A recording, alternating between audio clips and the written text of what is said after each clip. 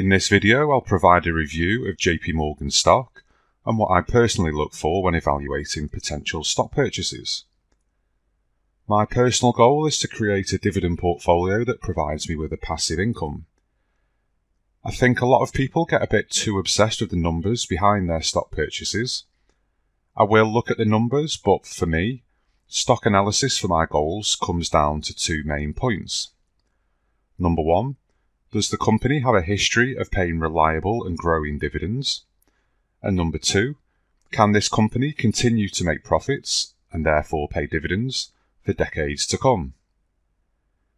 These two questions are what I bear in mind when I'm assessing the JPMorgan stock. So what do JPMorgan do? JPMorgan are a leading global financial services firm and one of the largest banking institutions in the US. They serve nearly 50% of US households and provide services to more than 80% of the companies in the S&P 500. To me, this is a phenomenal amount of customers.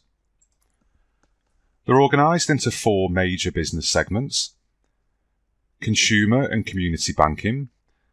This area serves consumers and small businesses through personal services at bank branches and online banking. Corporate and investment banking. This area offers a broad range of investment banking, market making, brokerage, treasury and securities products, and general services to a global client base of corporations, investors, financial institutions, and governments. Commercial banking. Commercial banking serves corporations, financial institutions, and non-profit entities that have annual revenues of around $20 million to $2 billion. Commercial banking provides comprehensive financial solutions, including lending, treasury services, investment banking, and asset management to these clients. And finally, asset management. So asset management offers investment management across most major asset classes, including equities, fixed income, alternatives, and money market funds. As of 2020, the asset management arm of the bank has $3.37 trillion in assets under management, while its investment and corporate bank holds $27.447 trillion in assets under custody. So there is some serious clout and financial power behind them. Let's now take a look through the numbers that I find useful in evaluating stocks. JPMorgan has a current dividend yield of 2.57%. Last year's dividend yield averaged in at 3.38%, which on first glance might look like the yield is decreasing. However, we have to remember that JPMorgan kept their dividend payout stable, but the market price of the shares plummeted in March 2020, which will have had the effect of increasing the yield. If we look at the average yield since 2015, we can see that this averages 2.51%, which indicates that the yield is growing and is a positive for dividend investors. JPMorgan first started paying dividends in 1972 and have paid them ever since without ever suspending a dividend. They're currently on a 10-year streak of increasing their dividends.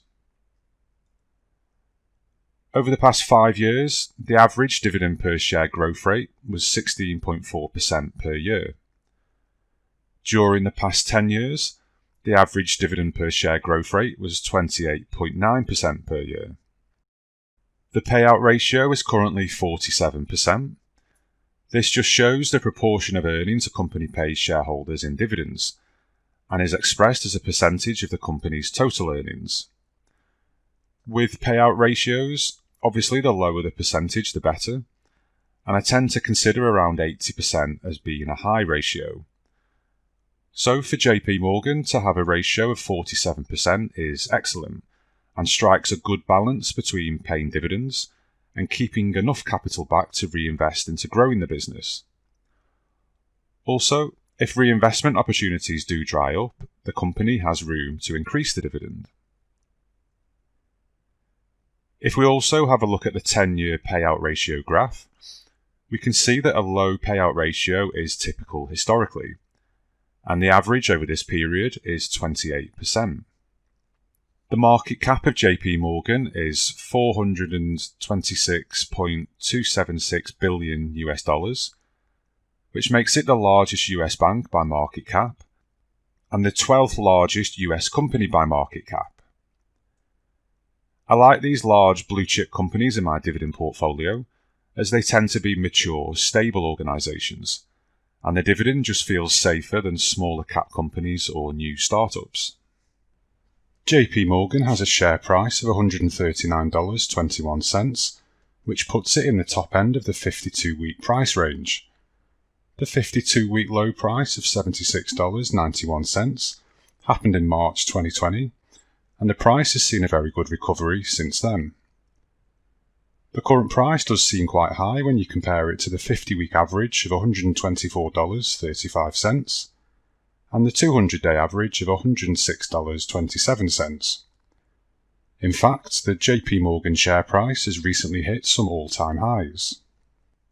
So now let's look at the quarterly dividend history of the company over the last 10 years. The graph shows a clear upward trend, and what I like is that they were still able to pay a dividend during 2020. I think this shows JPMorgan to be very resilient to the business and also demonstrates their commitment towards dividends for their shareholders. You can see that JPMorgan has consistently raised its dividend after every 4 quarters. The dividend hikes have ranged from 12% to 43% in the last 3 years. And if we take a look at the chart right back from 1972, we can see an overall upward trend. And as I mentioned earlier, the steep trend since 2010 shows a really high growth rate, which I obviously hope will continue into the future. As a dividend investor, this all looks really positive for me. Businesses that can grow their dividends at a decent rate and maintain a stable payout can generate substantial wealth for shareholders over the long term. Now let's take a look at the chart showing JPMorgan's revenue, cash flow, and net income. It's all very well looking at dividend history, but we also need to look at the company's earning potential and trends, as the revenue and profits of the company will drive future dividends. We can see a very stable and slightly increasing revenue history, which naturally takes a hit in 2020. This consistency is very appealing to me as it shows stability and a very strong business, although in an ideal world I would like to see this increasing obviously. The net income line pretty much follows the revenue line, which again shows consistency and solidity in the profit margins over the years, which has increased from 21.8% to 31.5%, from 2015 to the end of 2019, before COVID struck and knocked it down to a still very commendable 25.3% for 2020. The cash flow does jump out to me on this chart as being very unstable and a bit erratic, with some huge outflows along the way. However, when we look into the cash balances of the company, we can see a very healthy cash reserve, which hasn't dropped below $900 billion since 2011. Again, this is very appealing to me as a dividend investor, as it shows they have a lot of cash in reserve should they need it to carry on paying dividends. So now that we've run the numbers, what is my opinion on JPMorgan? For me, the sheer size of JPMorgan makes it very appealing to me as my number one financial sector dividend stock. Few industries are more heavily regulated than banking nowadays, especially after the 2008 financial crisis threatened to collapse the US banking industry altogether. Banks are required to now maintain certain minimum capital levels, and larger institutions are required to submit to stress testing to determine their ability to survive in adverse economic environments. This helps to lower the risk associated with bank stock investing. It's also worth mentioning that JPMorgan have recently said that they've run their own stress test that uses more drastic parameters than the Federal Reserve's test.